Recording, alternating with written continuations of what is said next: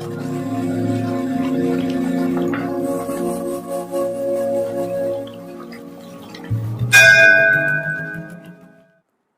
हर महादेव। महाशिव पुराण कथा की सीरीज में आपका स्वागत है। महाशिव पुराण कथा को 7 संहिता और 11 खंडों में विभाजित किया गया है, जिन्हें हम आपको अलग अलग एपिसोड में सुनाएंगे। रुद्र संहिता सती खंड का 11वां एवं 12वां अध्याय। दक्ष की तपस्या और देवी शिवा का उन्हें वरदान देना। नारद जी ने पूछा, पूज्य पिताजी, दृढ़ता पूर्वक उत्तम व्रत का पालन करने वाले दक्ष ने तपस्या करके देवी से कौन सा वर प्राप्त किया तथा वे देवी किस प्रकार दक्ष की कन्या हुई? ब्रह्मा जी ने कहा, नारद, तुम धन्य हो। इन सभी मुनियों के साथ भक्ति पूर्वक इस प्रसंग को सुनो। मेरी आज्ञा पाकर उत्तम बुद्धि वाले महाप्रजापति दक्ष ने क्षीर सागर के उत्तर तट पर स्थित हो देवी जगदम्बिका को पुत्री के रूप में प्राप्त करने की इच्छा तथा उनके प्रत्यक्ष दर्शन की कामना के लिए उन्हें हृदय मंदिर में विराजमान करके तपस्या प्रारंभ की। दक्ष ने मन को संयम में रखकर दृढ़ता पूर्वक कठोर व्रत का पालन करते हुए शौच संतोषादि नियमों से युक्त हो 3000 दिव्य वर्षों तक तप किया। वे कभी जल पीकर रहते, कभी हवा पीते और कभी सर्वथा उपवास करते थे। भोजन के नाम पर कभी सूखे पत्ते चबा लेते थे। मुनि श्रेष्ठ नारद तदनंतर यम नियमादि से युक्त हो जगदम्बा की पूजा में लगे हुए दक्ष को देवी शिवा ने प्रत्यक्ष दर्शन दिया। जगन्मयी जगदम्बा का प्रत्यक्ष दर्शन पाकर प्रजापति दक्ष ने अपने आप को कृत्य माना। वे कालिका देवी सिंह पर आरूढ़ थी। उनकी अंग कांति श्याम थी, मुख बड़ा ही मनोहर था। वे 4 भुजाओं से युक्त थीं और हाथों में वरद, अभय, नील, कमल और खड्ग धारण किए हुए थीं। उनकी मूर्ति बड़ी मनोहारिणी थी। नेत्र कुछ कुछ लाल थे। खुले हुए केश बड़े सुंदर दिखाई देते थे। उत्तम प्रभा से प्रकाशित होने वाली उन जगदम्बिका को भली भांति प्रणाम करके दक्ष विचित्र वचनावलियों द्वारा उनकी स्तुति करने लगे। दक्ष ने कहा, जगदम्ब, महामयी, जगदीशे, महेश्वरी, आपको नमस्कार है। आपने कृपा करके मुझे अपने स्वरूप का दर्शन कराया। भगवती आद्य मुझ पर प्रसन्न होइए। शिव रूपणी प्रसन्न होइए। भक्त वरदायिनी प्रसन्न होइए। जगन माए, आपको मेरा नमस्कार है। ब्रह्मा जी कहते हैं, मुने, संयत चित्त वाले दक्ष के इस प्रकार स्तुति करने पर महेश्वरी शिवा ने स्वयं ही उनके अभिप्राय को जान लिया तो भी दक्ष से इस प्रकार कहा, दक्ष, तुम्हारी इस उत्तम भक्ति से मैं बहुत संतुष्ट हूँ। तुम अपना मनोवांछित वर मांगो। तुम्हारे लिए मुझे कुछ भी अदेय नहीं है। जगदम्बा की यह बात सुनकर प्रजापति दक्ष प्रसन्न हुए और उन शिवा को बारंबार प्रणाम करते हुए बोले।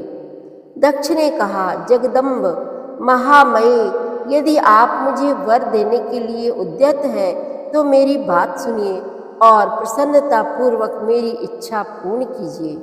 मेरे स्वामी जो भगवान शिव हैं, वे रुद्र नाम धारण करके ब्रह्मा जी के पुत्र रूप से अवतीर्ण हुए हैं। वे परमात्मा शिव के पूर्णावतार हैं, परंतु आपका कोई अवतार नहीं हुआ। फिर उनकी पत्नी कौन होगी? अतः शिवे, आप भूतल पर अवतीर्ण होकर उन महेश्वर को अपने रूप लावण्य से मोहित कीजिए। देवी, आपके सिवा दूसरी कोई स्त्री रुद्रदेव को कभी मोहित नहीं कर सकती। इसलिए आप मेरी पुत्री होकर इस समय महादेव जी की पत्नी होइए। इस प्रकार सुंदर लीला करके आप हरमोहिनी भगवान शिव को मोहित करने वाली बनिए। देवी, यही मेरे लिए वर है।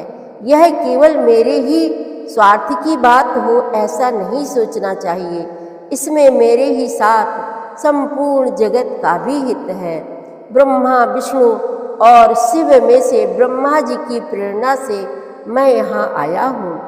प्रजापति दक्ष का यह वचन सुनकर जगदम्बिका शिवा हंस पड़ी और मन ही मन भगवान शिव का स्मरण करके यूं बोली। देवी ने कहा, तात प्रजापति दक्ष, मेरी बात सुनो। मैं सत्य कहती हूँ, तुम्हारी भक्ति से अत्यंत प्रसन्न हो तुम्हें संपूर्ण मनोवांछित वस्तु देने के लिए उद्यत हूँ। दक्ष, यद्यपि मैं महेश्वरी हूँ तथापि तुम्हारी भक्ति के अधीन हो तुम्हारी पत्नी के गर्भ से तुम्हारी पुत्री के रूप में अवतीर्ण होंगी, इसमें संशय नहीं है। अनद्य मैं अत्यंत दुस्सह तपस्या करके ऐसा प्रयत्न करूंगी जिससे महादेव जी का वर पाकर उनकी पत्नी हो जाऊं। इसके सिवा और किसी उपाय से कार्य सिद्ध नहीं हो सकता, क्योंकि वो भगवान सदाशिव सर्वथा निर्विकार है, ब्रह्मा और विष्णु के भी सेव्य है तथा नित्य परिपूर्ण ही है। मैं सदा उनकी दासी और प्रिया हूँ। प्रत्येक जन्म में वे नाना रूपधारी शंभु ही मेरे स्वामी होते हैं।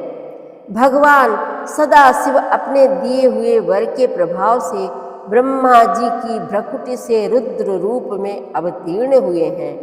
मैं भी उनके वर से उनकी आज्ञा के अनुसार यहाँ अवतार लूंगी। तात, अब तुम अपने घर को जाओ।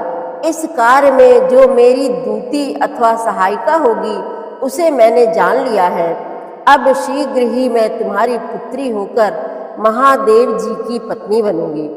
दक्ष से यह उत्तम वचन कहकर मन ही मन शिव की आज्ञा प्राप्त करके देवी शिवा ने शिव के चरणार बिंदों का चिंतन करते हुए फिर कहा, प्रजापते, परंतु मेरा एक प्रण है, उसे तुम्हें सदा मन में रखना चाहिए। मैं उस प्रण को सुना देती हूँ, तुम उसे सत्य समझो, मिथ्या ना मानो। यदि कभी मेरे प्रति तुम्हारा आदर घट जाएगा तब उसी समय मैं अपने शरीर को त्याग दूंगी, अपने स्वरूप में लीन हो जाऊंगी अथवा दूसरा शरीर धारण कर लूंगी। मेरा यह कथन सत्य है। प्रजापति, प्रत्येक सर्ग या कल्प के लिए तुम्हें यह वर दे दिया गया। मैं तुम्हारी पुत्री होकर भगवान शिव की पत्नी होऊंगी।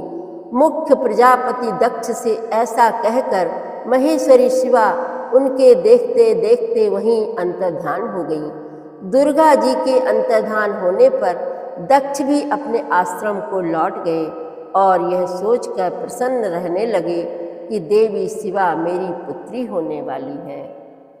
सती खंड का 12वां अध्याय समाप्त हुआ। हर हर महादेव। आगे की कथा आप अगले अध्यायों में अगले एपिसोड में सुनेंगे। संपूर्ण शिव महापुराण कथा की सीरीज में शामिल होने के लिए आप हमारे चैनल अपनी विरासत को सब्सक्राइब कर लीजिए और वीडियो को लाइक शेयर करना मत भूलिएगा। हर हर महादेव।